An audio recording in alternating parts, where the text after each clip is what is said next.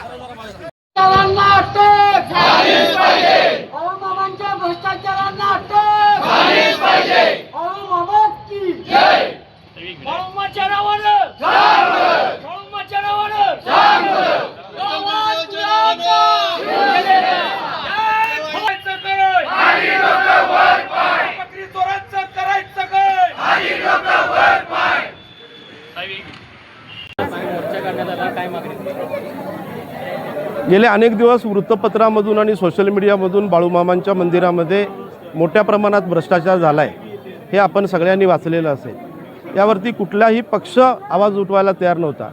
आज शिवसेनेच्या वतीनं आम्ही बाळूमामांच्या मंदिरामध्ये जो भ्रष्टाचार झाला आहे याच्यावरती भ्रष्टाचारांच्यावरती कारवाई झाली पाहिजे अशा पद्धतीची भूमिका घेऊन आज प्रांत कार्यालय बुदरगड याच्यावरती मोर्चा काढलेला आहे। खरं तर गेली महिनाभर यावर कारवाई झालेली आहे। काय नेमकं शिवसेनेच्या फक्त महिनाभराचा विषय नाही, 2021 पासून हा भ्रष्टाचार उघडकीस आला आहे आणि त्यावरून वेगवेगळ्या कमिट्या बसवल्या गेल्या।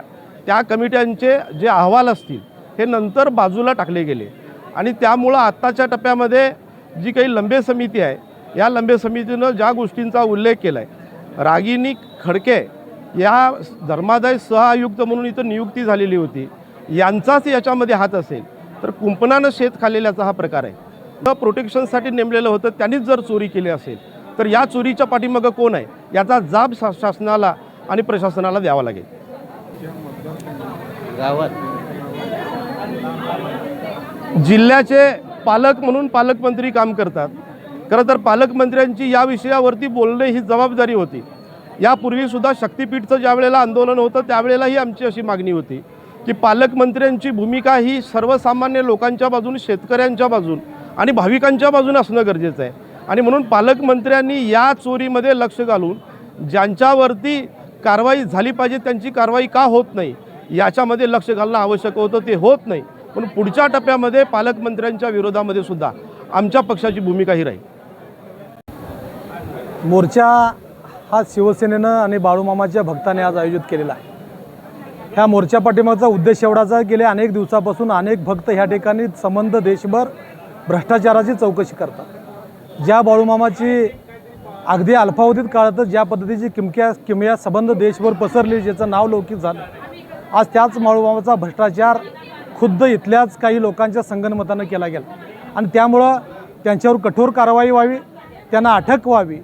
त्याचबरोबर त्या रागिनी खडके यांना ह्या ठिकाणी कुणी आणलं ते पालकमंत्र्यांना माहिती नव्हतं का?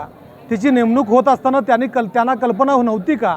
ते आज विकासाच्या गप्पा मारत असतील, ते विकासाबद्दल बोलत असतील तर निश्चितपणानं त्यांनी बाळूमामाच्या भ्रष्टाचारांवर त्या समितीतल्या सदस्यांवर अटक करण्याची भूमिका जाहीर करावी।